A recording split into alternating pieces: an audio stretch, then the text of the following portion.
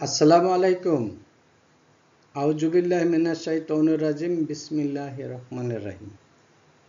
বন্ধুরা, তোমরা যে এই স্লাইডের মধ্যে কনটেক্সটটি দেখতেছো বা প্যাসেজটি দেখতেছো, এটি আনফরগেটফুল হিস্ট্রি থেকে নেওয়া হয়েছে। আর এই কনটেক্সটটি এবারের পরীক্ষায় ফ্লোচার্টের জন্য অত্যন্ত গুরুত্বপূর্ণ। আর এখান থেকে প্রশ্নটা এভাবে হতে পারে: read the following text and make a flowchart showing the historical events অথবা historical background অথবা historical incident of our indicators। এরকম প্রশ্ন হবে। তো সেক্ষেত্রে আমাদেরকে কি করতে হবে?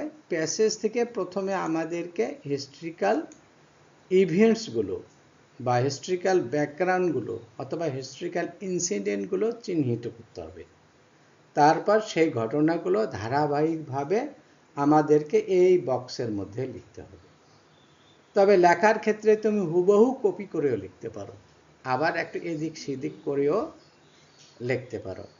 এই যে দেখো, the history of Bengal is the history of people. বাংলাদেশের ইতিহাস জনগণের ইতিহাস। Who have repeatedly made their highway crimson with their blood. তাদের চলার পথ বারবার রক্তে রঞ্জিত হয়েছে। We shade blood in 1952। 1952 সালে আমরা রক্ত ঝরিয়েছি। Even though we are the victors in the elections of 1954। 1954 সালে আমরা নির্বাচনে জিতেছি। We could not form a government then. তখনও আমরা সরকার গঠন করতে পারিনি। In 1958, Ayub Khan declared martial law.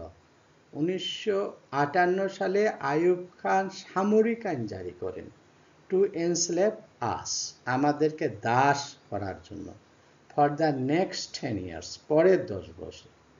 In 1966, when we launched the 6-point movement, 1966 সালে যখন আমরা 6 দফা উপস্থাপন করি, our boys were shot dead on 7 June।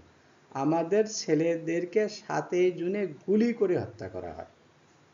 When after the movement of 1969, 1969 সালের গণ অভ্যুত্থানের পর আইয়ুব খান ফেল ফ্রম পাওয়ার, আইয়ুব খান ক্ষমতা ছেড়ে দেন, and Yahya Khan assumed the right, সে ক্ষমতা দখল করে, of the government, সরকারের।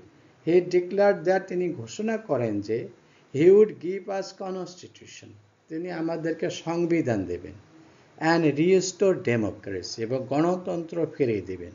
we listened to him then, তখন আমরা তার কথায় বিশ্বাস করলাম।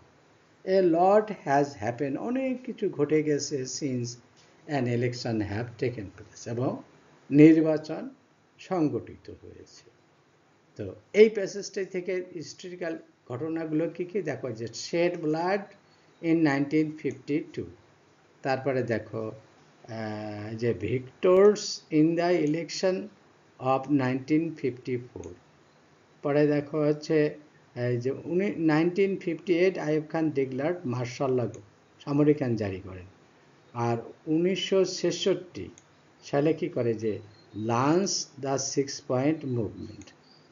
তারপরের ঘটনা হচ্ছে 1900 যে movement of 1969। This are the main historical events before hour independence. এখন এই ঘটনাগুলো ধারাবাহিকভাবে আমরা এই বক্সে লিখব। লেখার ক্ষেত্রে তুমি একটু এদিক সেদিক করেও লিখতে পারো, অথবা you copy from the context directly, copy paste করতে পারো। যেমন আমি এভাবে লিখছি, যে দেখো, ল্যাঙ্গুয়েজ মুভমেন্ট ইন 1952, সরাসরি লিখছি।